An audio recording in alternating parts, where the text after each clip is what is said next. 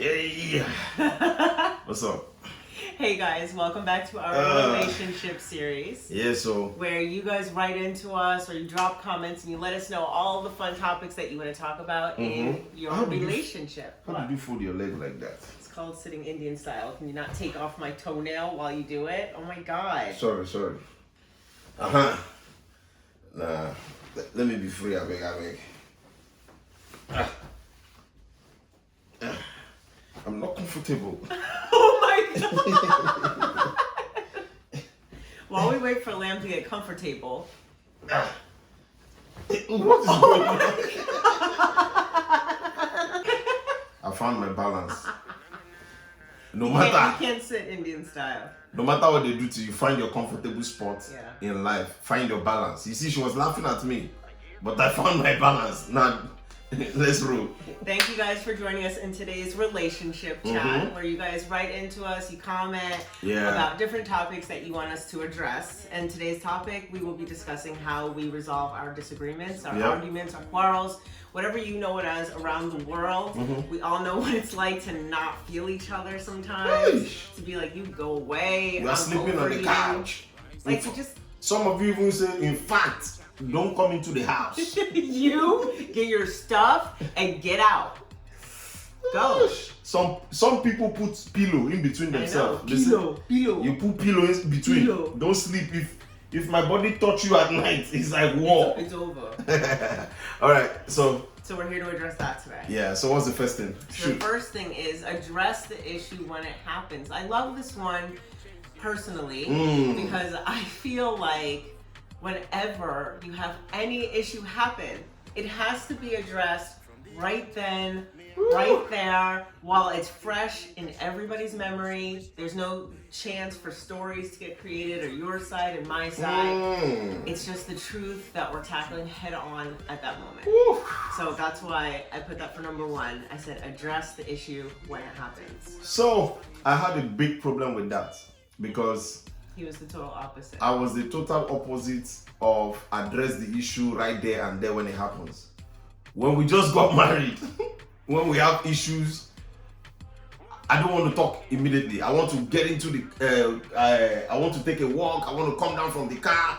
We'd literally be driving and he's like, unlock the door. I'm like, unlock the door. I want the highway. I can't stand you either, but I'm not unlocking this door right now. I'm like, nah. You know, I had a big problem communicating or addressing the issue when it happens immediately. Yeah. And I later found out that part of it was because I was prideful. And I didn't even recognize it as pride.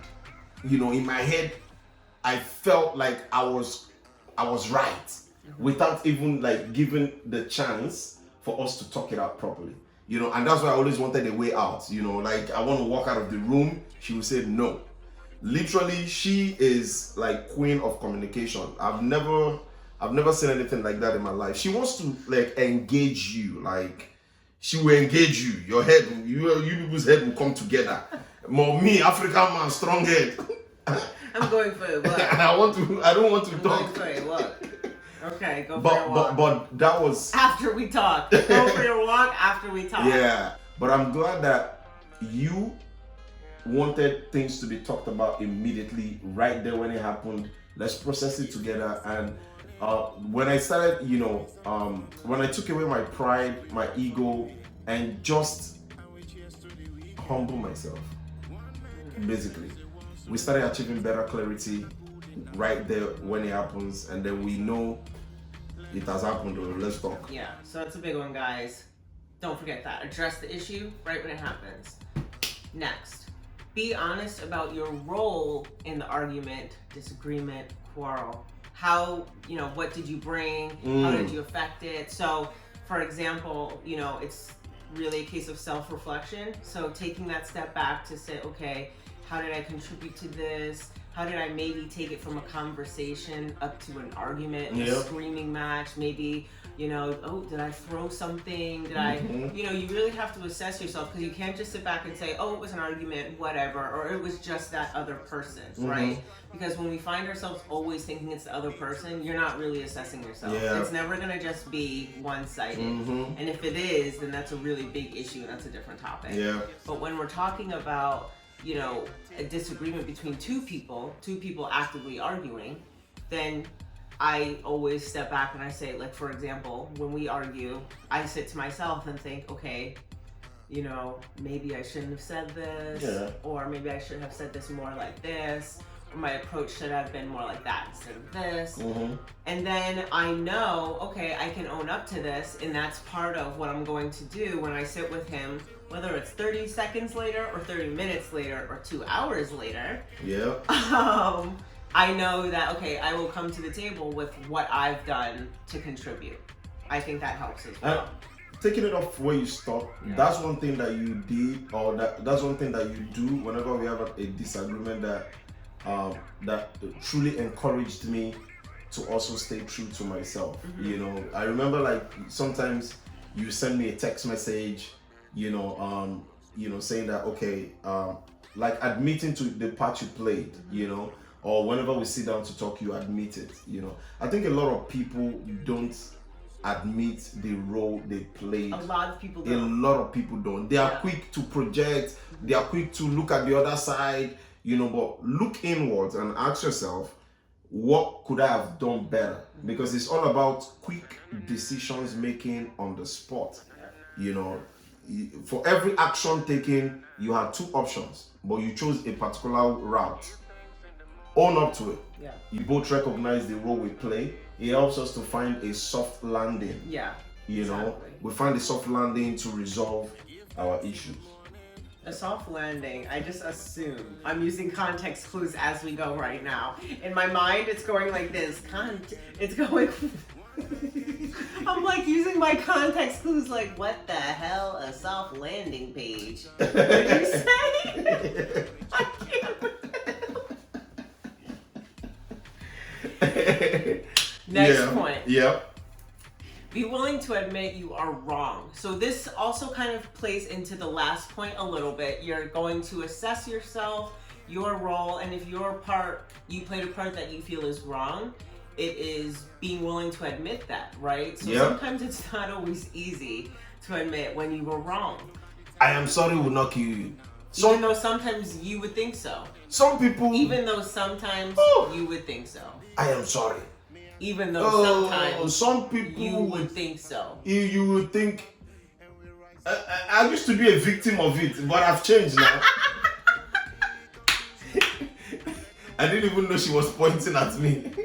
My eye just went like this. Wow. Yeah, I used to have a problem to say I'm sorry. Yeah. But am I not better? Yes, you have. I've changed. But sincerely, and I don't know what it was. You know, I don't know what it was. Well, pride. Yeah, pride it's the reason. Yeah, it's all those things is just unnecessary pride. But you are very, you know how to apologize. Quam quam, you know. I think part of it for me is I'm not a confrontational person. It makes me very uneasy if I feel like I don't have the issue resolved with somebody. Yeah. I like closure, so I like to know that, okay, we've addressed this, we've moved on. I don't want to feel weird with you for the next 3 days like that. Some people are okay with that. That bothers me. So in order to move forward. I don't think we have ever gone past a day since we've been together. I don't think so. Even if I didn't feel like I liked you very much the next day, yeah. I'd still be like, hey, do you want lunch? Like, I'm at That's one thing I love about her. We are quarreling like this, so we've not resolved everything. Even close. That will not stop her from asking me about my food. That will not stop her from saying, what are we eating? Even though she doesn't want to talk to me, she will make the food. I don't. Or she will go and buy the food and... I love you. I love you too. I've learned so much from you, sincerely. No, for real, like, I've learned a lot, you know, because a lot of times, you know, when we're quarreling with our partners, we forget the value surrounding the love that we share, that one issue should not, you know, devalue every other thing around it, around the situation. But like, I love that you don't allow our misunderstanding or that current issue, get in the way of being able to take care of each other. So when I saw that you do that, I quickly learned from that, So even when I'm mad at you, I also just go in. If it's my turn to cook or if I'm the one cooking that day, I just do it. We are still having issues, but I will make sure our food is ready. We are still having issues. Food is ready. I will make sure that, sometimes I do, we just begin to do stuff around the house.